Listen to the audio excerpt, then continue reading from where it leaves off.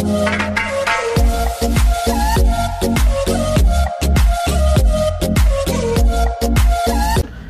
guys, assalamualaikum warahmatullahi wabarakatuh. Apa kabar semuanya?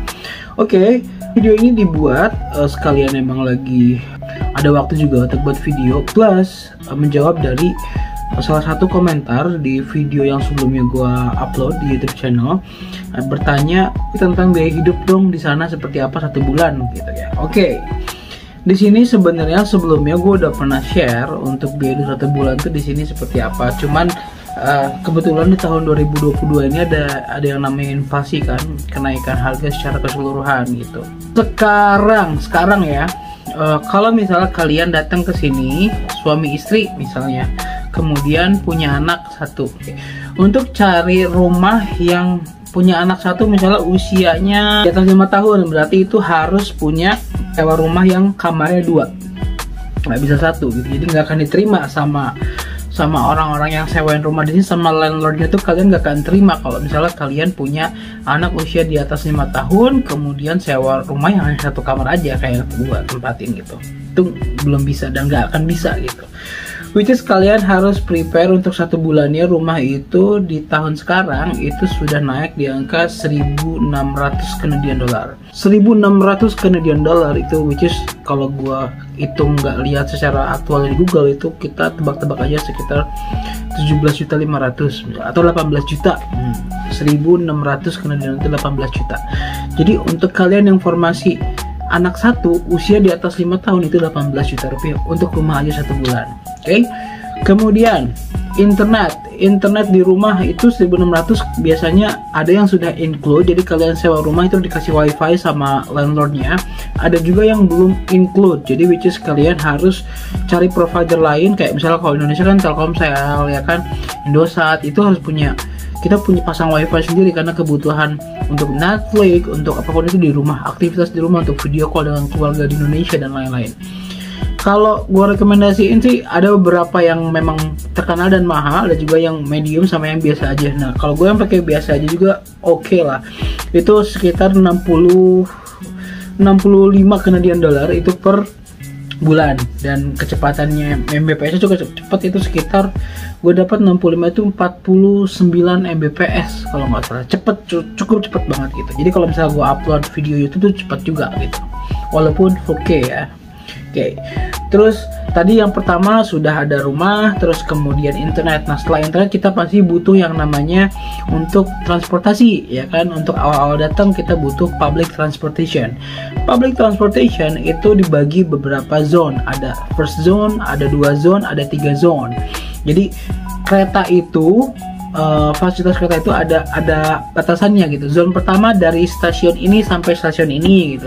Kemudian kalau dari stasiun ini mau ke stasiun ini ngelewatin, itu berarti udah masuk zone 2 dan itu bayarnya beda lagi. Untuk 1 zone aja itu 1 bulan ya 1 orang, which is sekitar 100 Canadian dollar atau sekitar 1.100.000 ya kalau bisa dirupiahkan. Oke, kemudian lanjut itu 1 orang. Kalau misalnya berdua ya udah berarti kali 2, berarti sekitar 2.200.000 untuk public transportation. Oke.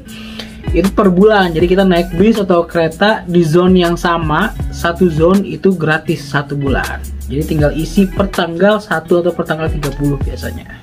Oke. Kemudian untuk groceries untuk family 1 anak itu perkiraan kemungkinan habis di angka 500 Canadian dollar. 500 Canadian dollar. Jadi sekitar 5.500.000.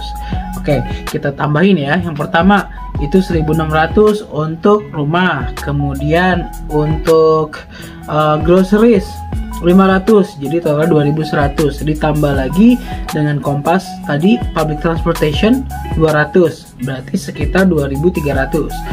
Kemudian tadi belum termasuk internet di rumah 65 dolar, berarti 2.365 dolar Canadian.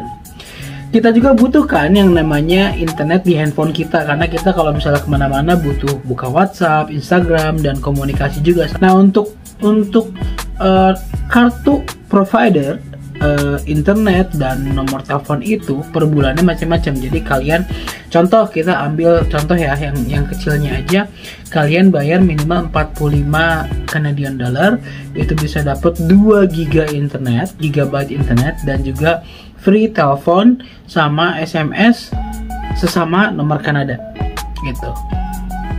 Jadi berarti 45, jadi total tadi 2.365 ditambah 45, jadi 2.400 sekian. Kita bulatkan 2.500. Jadi total untuk kebutuhan tuh 2.500, itu di luar yang namanya entertainment. Entertainment itu kalau misalnya kalian mau makan, kalian mau jalan-jalan, itu beda lagi gitu kan ya. Cuman secara basicnya itu 2.500 sudah termasuk rumah 1.600. Tadi juga kita sudah hitung grocery 500, jadi 2.100. Kemudian kita hitung juga transportation, public transportation 200, jadi 2.300. Kemudian internet dan juga wifi di rumah jadi 2.500. Tapi itu yang internetnya kita hanya hitung untuk yang basic saja. Jadi total 2.500 itu udah ngepas banget. Jadi kalian tanpa jajan, tanpa beli ini itu 2.500 tuh bener-bener udah ngepas banget, cuman bisa makan sama makan di rumah gitu, masak gitu ya. Dan ingat, kalian kalau misalnya datang ke sini pasti butuh juga yang namanya isi-isi rumah. Jadi nggak semua rumah itu bisa langsung furnish itu udah ada kasur, udah ada lemari, enggak. Jadi ada juga yang gitu, ada yang furnished, ada yang semi furnished, ada juga yang kosongan. Which is kalian di sini harus cari lagi barang-barang. Tapi kalau cari barang-barang di sini ada juga di marketplace, di Facebook atau di Craigslist namanya. Jadi kalian bisa cari orang-orang yang mau pindah atau mau for good ke negara asalnya, jadi ngasih free biasanya. Jadi kalian hanya bayar untuk akomodasi aja pindahannya seperti apa gitu. Di total untuk biaya 1 bulan setelah kalian pindah, di luar dari biaya tambahan kalian harus isi rumah ini itu benar-benar totalnya 2.600 untuk anak satu, atau sekitar 28 juta per bulan.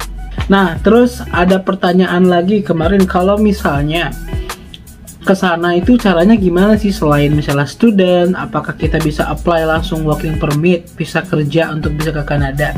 Apakah kita bisa juga menggunakan studentnya, sekolahnya seperti apa? Nah, itu nanti kita akan bahas di part berikutnya.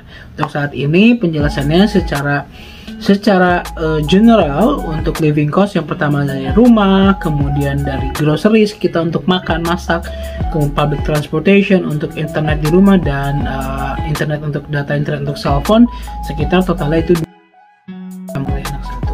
Oke, cukup sekian dulu informasinya. Jadi nanti kita akan beli lagi informasi. Insya Allah juga gue akan coba untuk undang narasumber yang udah berpengalaman. Tentunya dia datang ke sini last year, jadi udah hampir setahun dia di sini. Kita akan tanya-tanya cara dia untuk bisa kesini seperti apa, dan tentunya juga kita harus tahu berapa total uang yang dia sudah spend. Jadi kebetulan case-nya family anak satu juga nih yang datang ke sini, dan kebetulan juga dia udah jadi tetangga gue di samping rumah banget gitu.